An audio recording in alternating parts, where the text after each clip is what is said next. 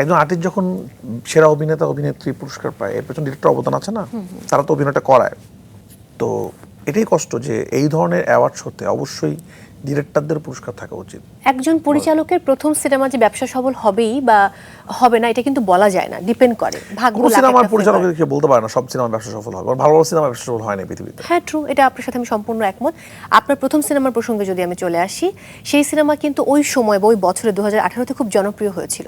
যদি একটু জানতে চাই যে সিনেমাটা কত আয় করেছিল, সেই প্রসঙ্গে কি আজকে বলা সম্ভব? অনেক টাকা আয় করেছিল ওটা, প্রায় প্রথম সিনেমা 7 থেকে 8 কোটি টাকা আয় করেছিল।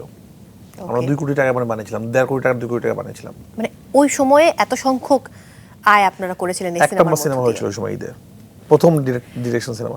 ওইটা না হলে তো আজকে আমি এখানে আসতাম না, আসলে ওইটাই তো প্রথম সিনেমা। এবং 2018 সিয়াম পূজাকে লঞ্চ করেছিলাম। হ্যাঁ, সিয়াম পূজা আপনার সিনেমা করে কিন্তু তারা মেরিল প্রথম আলো পুরস্কার পেয়েছিলেন।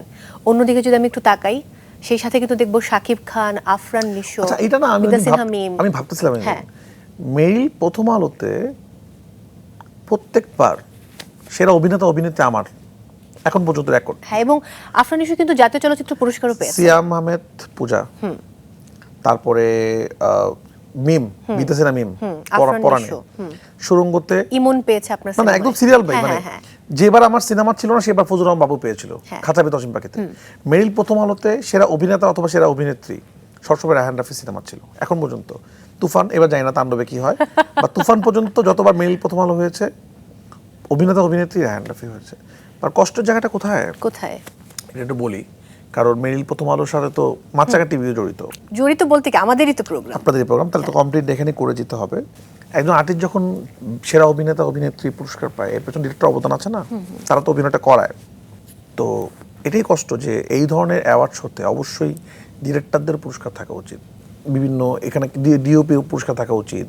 এখানে ডিরেক্টর পুরস্কার তো আমাদের আছে, ক্রিটিক মানুষের চয়েস। আচ্ছা ওকে, দর্শক চয়েস। এখন তো ডিরেক্টররা দেখে মানুষ সিনেমা দেখতে চায়, আমার যারা দর্শক আমার সিনেমা ভালোবাসে তারা তো আমার জন্য ভোট দিতে পারে না, থাকবে ভোট সমস্যা। এটা আমরা বিবেচনায় রাখলাম, কর্তৃপক্ষ ভাববেন এই বিষয়টি নিয়ে। হ্যাঁ, ভাবা উচিত।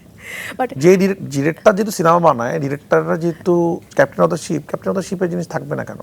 একদম, আমরা আশা করি যে কর্তৃপক্ষ এই বিষয়টি বিবেচনায় রাখবে। তোমাকে আমি আগেও বলেছি যদি বিবেচনা করে না, আজকে নিশ্চয়ই তারা দেখছেন। তবে এই মুহূর্তে আপনার মন ভালো করতে চাই আমি। আমার মন খারাপ হয় না, মন খারাপ না, আমি আমার পুরস্কার নিয়ে কোনোদিন মন খারাপ হয় না। কেন মন খারাপ হয় না? পৃথিবীর সবচেয়ে শ্রেষ্ঠ পুরস্কার কেন ডিরেক্টরের ক্ষেত্রে? দর্শকের ভালোবাসা, হাউসফুল। ওই পুরস্কারটা আমি অনেক অ্যাওয়ার্ড পাই কিন্তু আমার সিনেমা কেউ দেখে না। সেই ভালোবাসাতে আমি কি করব? আমার মানুষ ভালোবাসে, পুরস্কার পাইলে অবশ্যই ভালো লাগে, না পাইলে মন খারাপ হয় না। মানে কেউ না কেউ তো পাচ্ছে। আমি এবার ন্যাশনাল পেলাম, ভালো লাগলো। সামনে ইনশাল্লাহ আরও যদি পাই, আমার প্রতি বছর সিনেমা আছে, পরাণেও বেস্ট সিনেমা হয়েছিল পরাণ, সামনে হয়তো হবে। তো আমাকে আসলে পুরস্কার থেকে বেশি টানে মানুষের ভালোবাসা। আমি যখন দেখি আমার সিনেমাটা হাউসফুল, মানুষ দেখছে, এর থেকে শান্তি কিছু না। আমি হলে যাই মাঝে মাঝে শেষে, মানুষ যখন আমাকে জড়ায় ধরে, মানুষ যখন বলে আপনার জন্য সিনেমা, আমার সবগুলো সিনেমা দেখছি, আপনার জন্য দেখতে আসছে সিনেমা, এর থেকে শান্তি আর পৃথিবীর কোনো কিছু হতে পারে না।